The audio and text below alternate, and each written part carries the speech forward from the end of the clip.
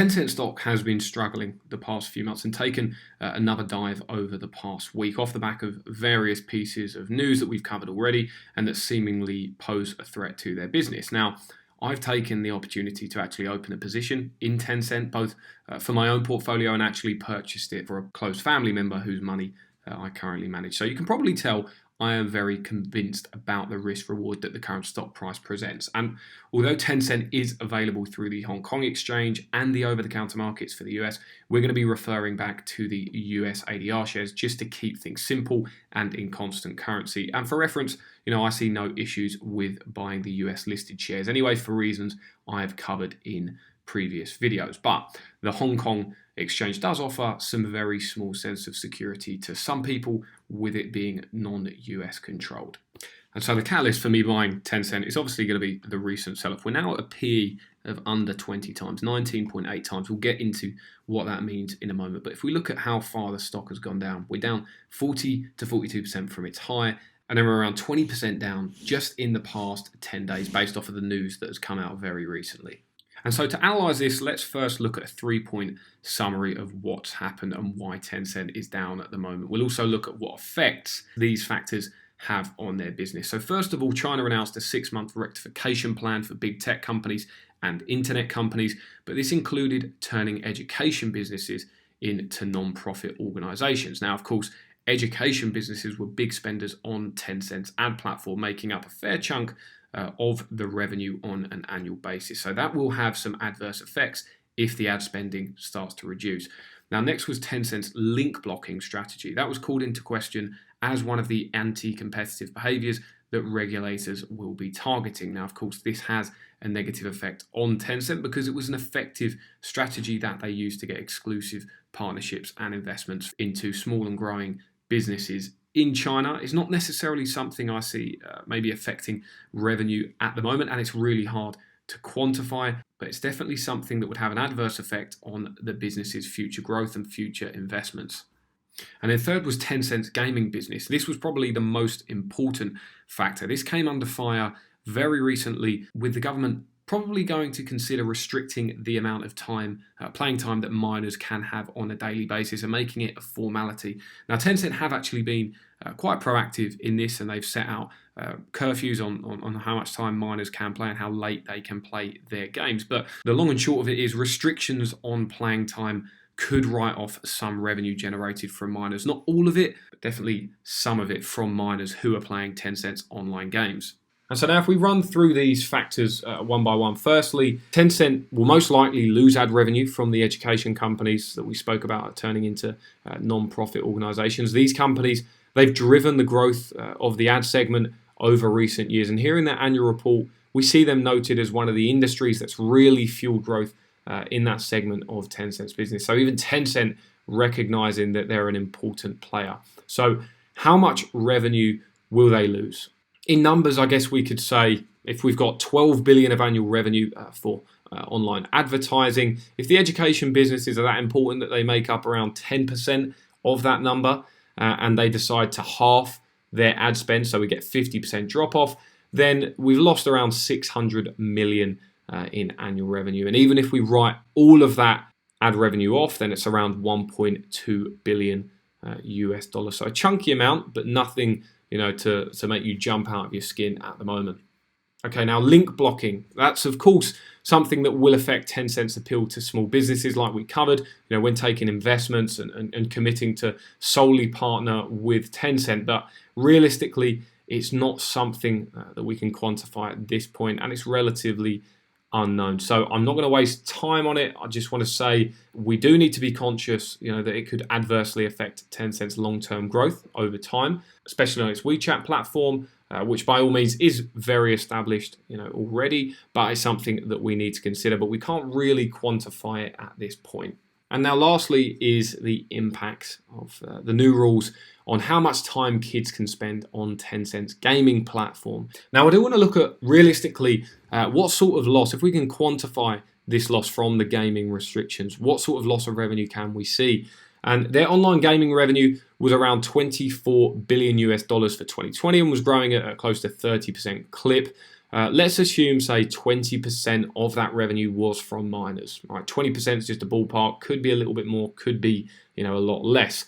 And we're going to do this conservative thing and say that 50% of that revenue from miners is going to be gone, from our base and current revenue for gaming, and that would quantify to about 2.5 billion or 2.4 billion US dollars today. Remember, the miners are not just going to stop playing online games. It's their playing time that's going to be restricted. So they'll still have to make the purchases for the games. They'll still have to purchase in-game features when they play, but the volume will probably be affected. There's no doubt about that.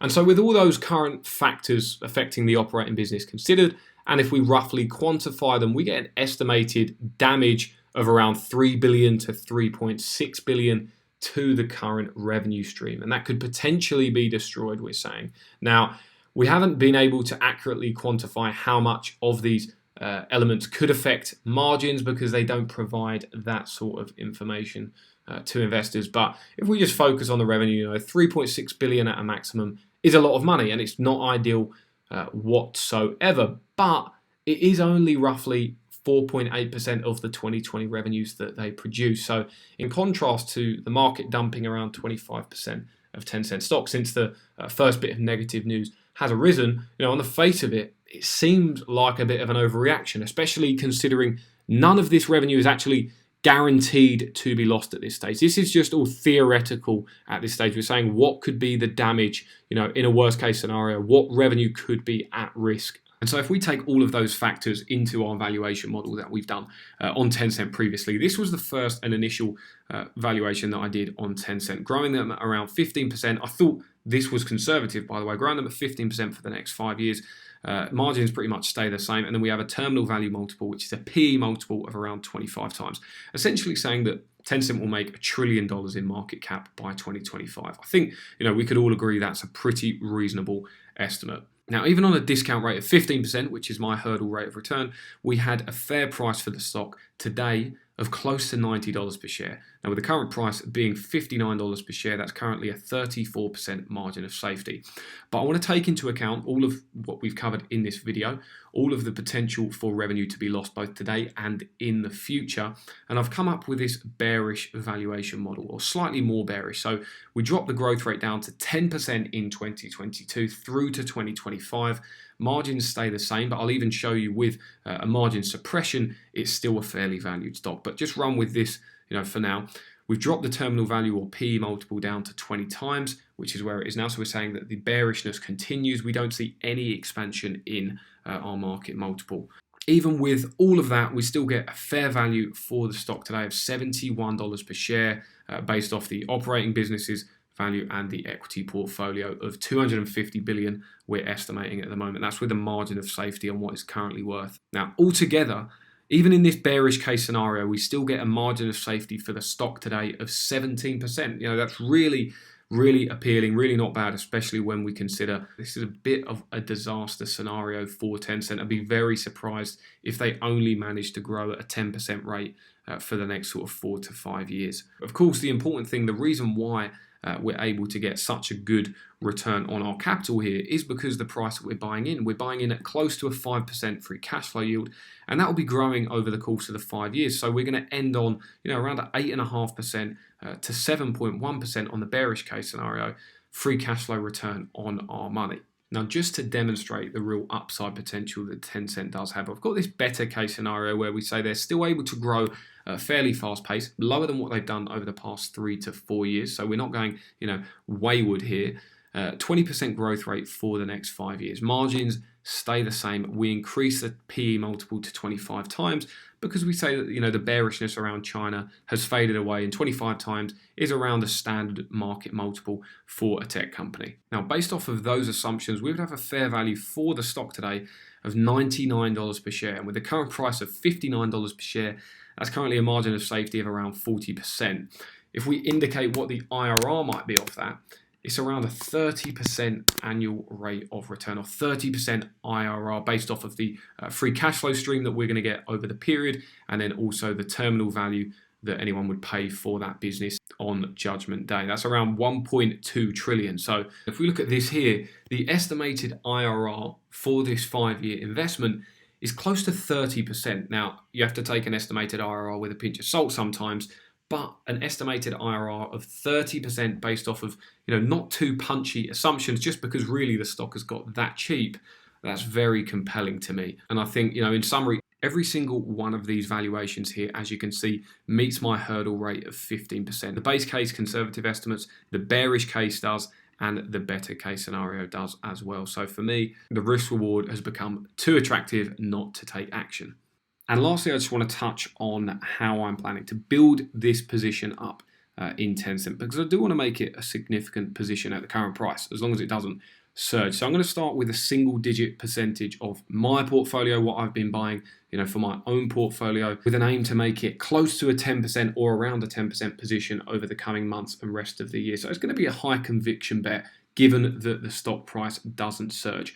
But I do think that there is some pain still left in store, for these Chinese stocks, Tencent being one of them, Alibaba being another as well. So I'm just going to take some precaution, both in case, we get news that arises that concretely either affects the business and my valuation on it, or in case we get news that drives the stock back down with no real effect on the business and we get a cheaper price to buy in. So I'm probably going to be averaging in to build this position up over the coming months. Not going to be making it a fully sized position just yet. I'm going to start with a single digit percentage of my portfolio and then continue to add more Tencent from there. And that will about do it for this video, guys. Just an update. Wanted to let you know, why I'm buying Tencent, why I'm opening a position in Tencent, especially after the recent sell-off. And if you want to know more about my portfolio, all of my buys and sells and many more, you can check that out on the Patreon. You will also get access to the Discord server, investing Discord server, and all of my previously covered valuation models that we have here. And the link will be in the description if you're interested. Go and check out all of the benefits. But other than that, if you could leave a comment, a like, and subscribe to the channel if you haven't already. In the comment section, I'd greatly appreciate your feedback on Tencent. What are your thoughts on the current situation? And do you think I've missed anything out in my analysis here? I will see you all in the next video. And as always, good luck with your investments.